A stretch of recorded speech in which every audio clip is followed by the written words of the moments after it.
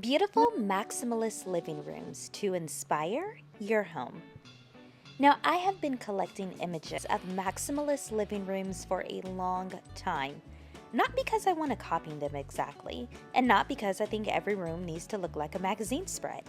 I collect them because some rooms just make you stop and think, I would love this in my home.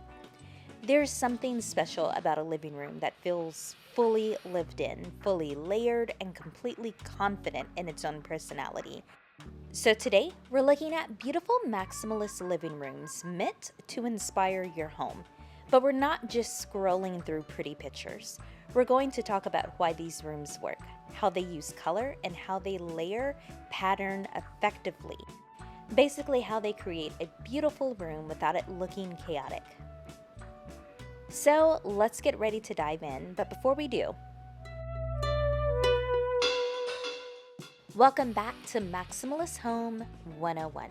So the first section that we're going to look at, I am calling the jewel box.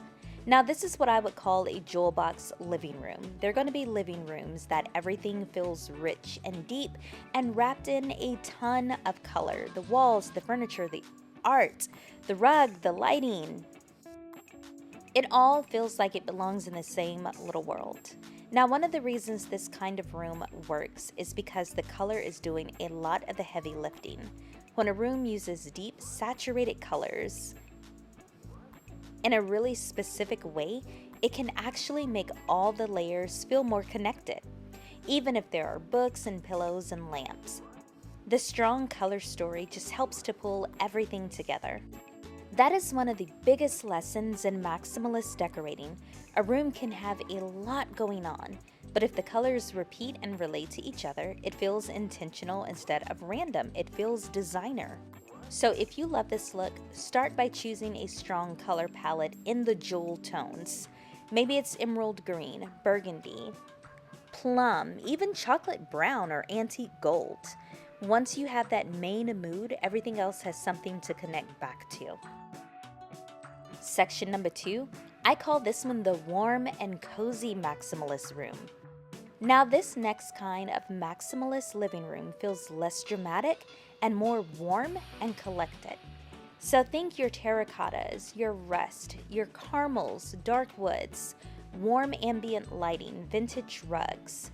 It still has plenty of personality, but it feels cozy instead of just bright and in-your-face intense. Now this is a great option if you love maximalism, but you don't necessarily want a room full of bright colors.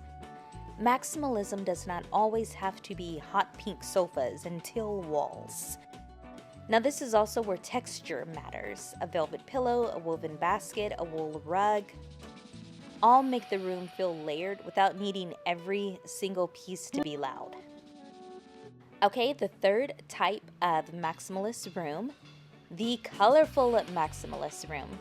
Now, this is the room that makes people stop scrolling the most. I mean, dopamine on full display right here. This is the one that has the bright sofa, the bold art, the pattern rug, the colorful pillows, and maybe 3 colors that should not work together, but somehow absolutely do. Now, the reason these rooms work is usually just commitment. Everything in the room is bold on purpose, and you have to commit to that type of decorating style, right? Because it's so easy to pick some of these bright colors out and then just get scared and go like with bland white or neutral colors. No, you have to commit to this. One easy rule, especially for people like just starting out decorating, is to repeat colors throughout the room. So if there's bright blue in the painting, maybe it shows up again in a pillow or a vase. So if you love colorful maximalism, don't worry about making everything match perfectly. Instead, focus on making the colors stand out from each other around the room. Okay, section number 4, the book lover's living room. Now, a maximalist living room full of books is one of the most beautiful things that you can see. There is something instantly cozy about it. The books are not hidden away in a shelf behind closed doors. They're actually part of the design, but they also feel really real. Bookshelves make a room feel personal very quickly. And if it's a true library, like that's actually what the person reads, they can tell you something about the person who lives there, what they read, what they collect, what they care about, what they keep coming back to. And that's kind of the whole point. To make bookshelves feel styled instead of messy, vary the way that you arrange things. But some books can stand upright, some can be stacked horizontally, others can be turned around so you can just see the pages but not the cover. Books are one of the easiest ways to add color and texture to a room without buying a bunch of extra decor. The fifth type of room, the collector's room. We did a video about that. I will try to link that at the end. Because every great maximalist living room usually has some kind of collection at the center of it. There's something that we have, that we collect, that makes us happy, and that we love to show off. It could be ceramics, vintage portraits, glassware, candles, plants, just random objects picked up over time. The difference between a collection and clutter is how it's displayed. If everything was scattered randomly across the room, yeah, I guess it's a collection, but it just feels kind of messy. But when similar things are grouped together, it starts to feel intentional, like you're displaying this collection with pride. The sixth type of maximalist living room would be the vintage collected over time room. I'm going to call this the vintage slow decorating room. Now, some maximalist living rooms feel like they were not decorated all at once, which is such a vibe to me. And that is exactly why they are so beautiful. They feel collected over time. You may have a vintage rug there, a beautiful sideboard here, a lamp that was inherited on the other side of the room. And you can just look at the room, one look around the room, and tell that this wasn't all purchased from TJ Maxx on a random Saturday. This room took time to develop. And for a lot of people watching, from a lot of the comments that I've read, I feel like this is where a lot of you all are as far as slow decorating. Slow decorating is the art of taking your time and putting something together. Now, if you want this look, don't worry about finding everything at once. Take your time, build slowly. The seventh style of maximalist living room would be the dark and dramatic living room. Now, dark maximalist living rooms are so good when they're done right. Deep green walls, navy blue walls, charcoal, plum, black, chocolate brown. These colors can make a room feel rich, cozy, and dramatic. And no, dark walls do not automatically make a room feel smaller. Sometimes they can make a room feel more complete. They create a mood. They make the art pop. They make the lamps glow. Like everything that you are trying to do to your room, instead of just forcing gobs and gobs of decor, trying to create this vision that you have in your head, maybe just change the paint color a little darker than you're comfortable with. The key is lighting. A dark room needs warm, layered light. Dark maximalism is not about making a room feel heavy, it's about creating atmosphere.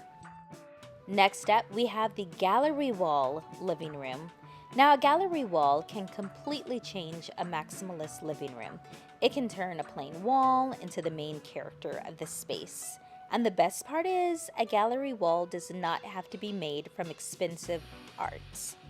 You can mix paintings, prints, vintage portraits, mirrors, family photos, thrifted frames. You don't even have to have the artwork in there. Sometimes it's just the frames.